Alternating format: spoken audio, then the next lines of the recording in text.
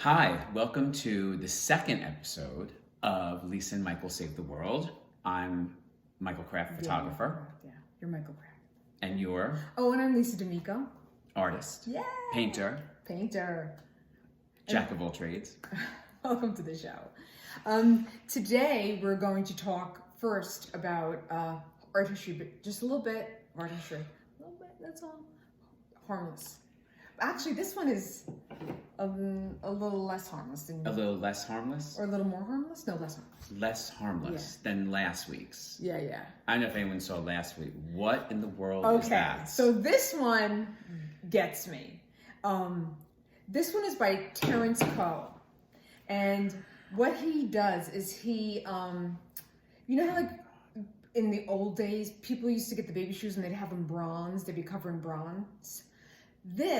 He takes his, what's the word? He takes his feces, he takes his poop, and he covers it in gold. So it is gold covered crap is what it is, yeah. It's gold, yeah, and that's, yeah. And I want you to know that this is, I think this is from 2007, this piece, I'm pretty sure. Just checking, I put the glasses on, take the glasses off. What gets me about this, well, you know what, first tell me what you think about this. Is this art?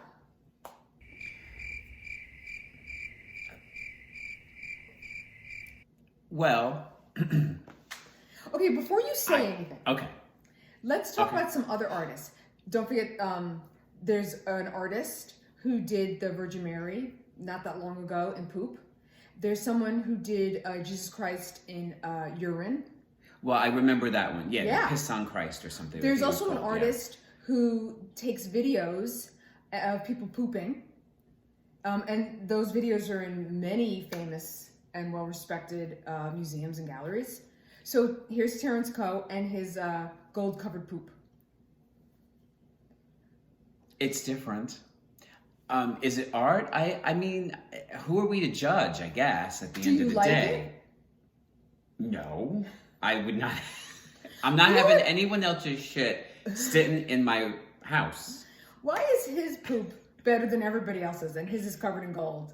Like, it's covered in gold. That's why. I mean, it's just kind of... But someone did a whole show back a few years ago when I went to a gallery in Chelsea.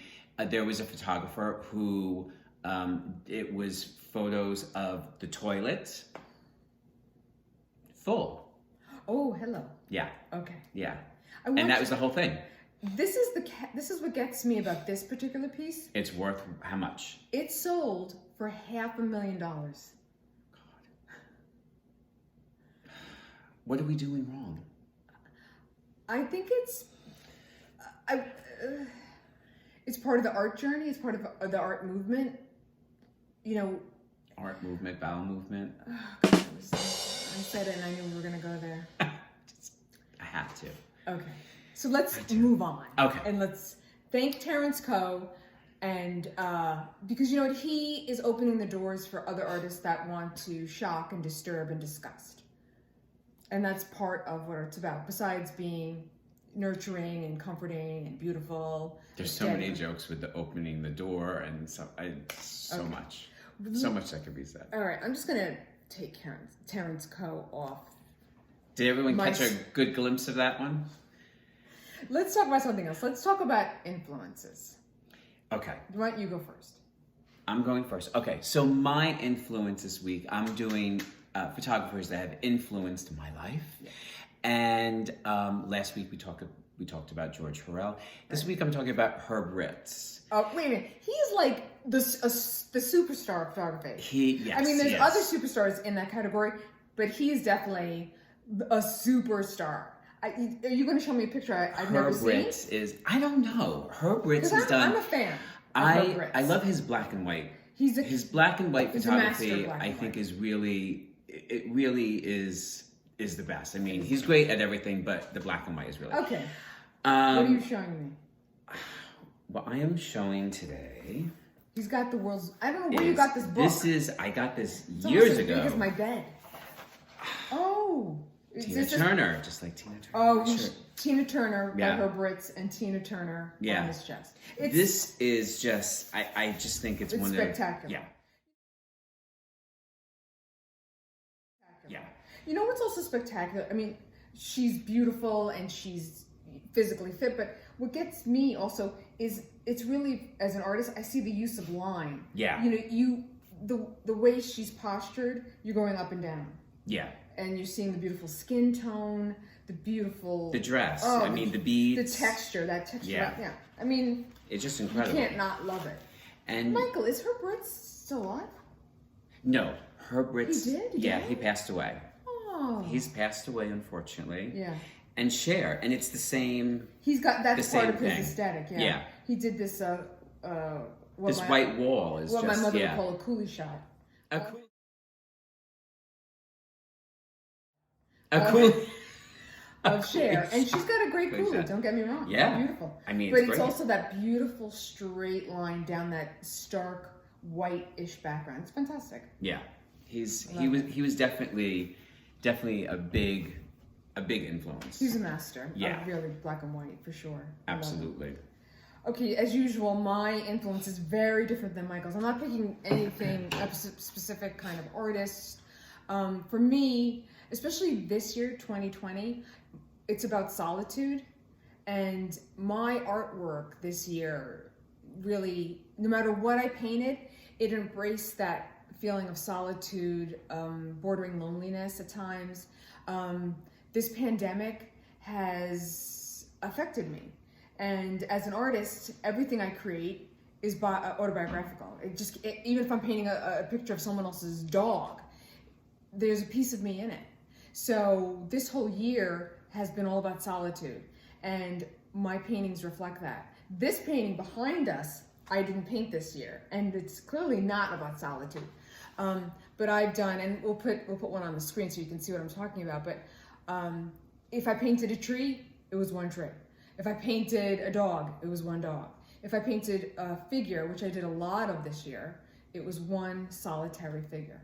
So this isolation and just not having that feeling of normalcy just affected me in every single way.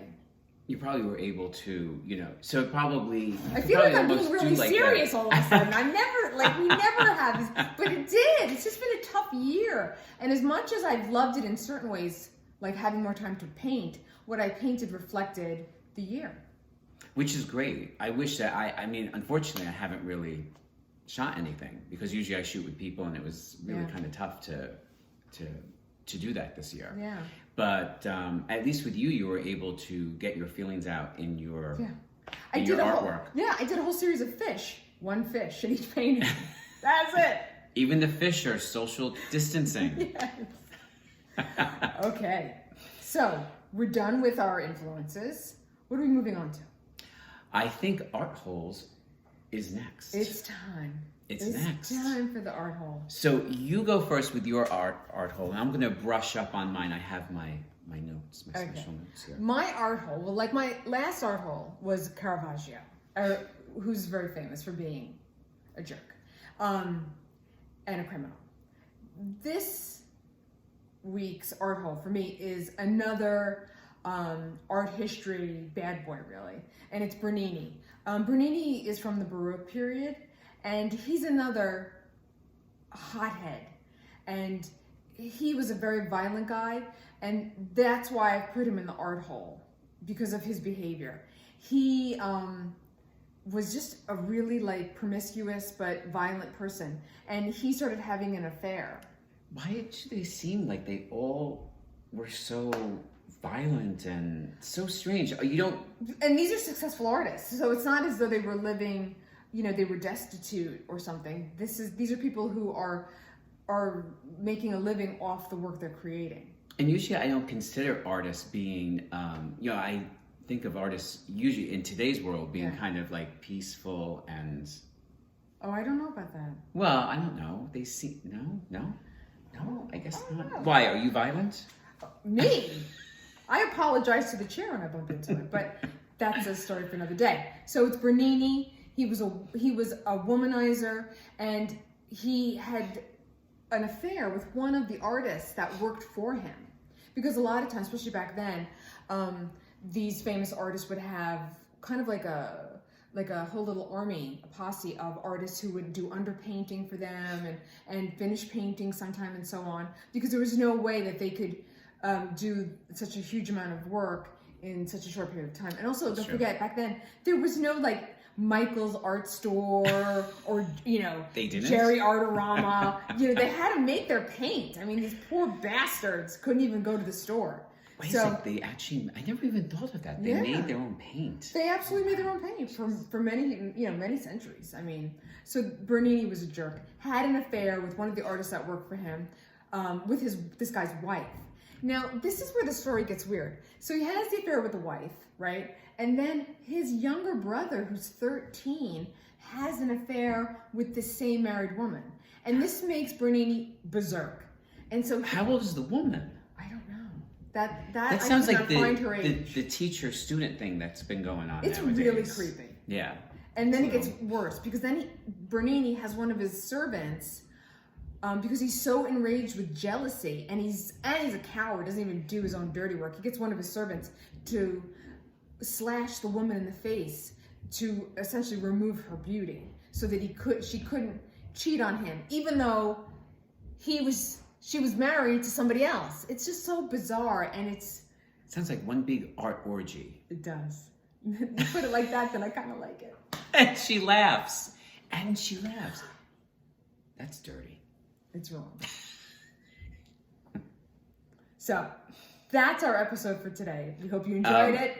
What? I have to do mine. Oh God, I forgot you were here. I forgot he was here. Okay. She forgot I was here. Oh my Lord. Don't forget, it's Lisa and Michael Save the World. Okay. So my art hole, yes. I'm doing art holes that have destroyed artwork.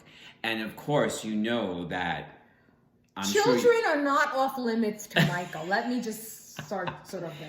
You know that children are always getting into something and the parents are always defending. Well, this 5-year-old they were at a wedding, and there was this very expensive $132,000 sculpture that their young son knocked over. But Michael, it was probably an accident. The kid did... Michael. It was at a wedding reception. First of all, what's the kid doing at a wedding reception? I guess I'm still stuck in times when we didn't go to weddings. We didn't, but I had my nieces and my nephews at my wedding. That's true. They didn't knock over any artwork or sculptures. No, I guess they didn't. So who's responsible, the kid or the parents? The parents. Were the parents supposed to be watching the kid at all moments? Accidents happen. It toppled over. Well, the mother claimed. The mother claims. People always blame the mother. Where's the father? He probably hugged it because he's a loving, sweet, nice boy who just graduated from preschool. Graduated. Here we go with the graduation. We graduated from every grade. Stick with the art. Let's stick with the art. Michael. She says that he didn't maliciously break it. Mm. It fell on him. It was not secure. It was not safe. Oh, wow. So now we're blaming... The artwork. Because the artwork just fell over by itself. I have an issue with calling a small child an art hole. I really do. Oh, stop it. I do! Oh, stop it. You're just trying to score brownie points with the audience. I am not! You are. I have my nephew, who shall remain nameless, drew all over my wall twice. And I didn't get mad. He didn't draw my artwork? Destroy a piece of artwork. That's true, but honestly... It's a wall that you can paint over. This is a tough one. I gotta think about this. All right. I'll talk to you about this later. All right. You guys make up your own minds. You tell us. Can a 5-year-old be an art hole? Tell us what you think. Oh, they will. And we'll talk to you next time. We will. Thank you so much for joining Lisa and Michael. Save the world. Yay!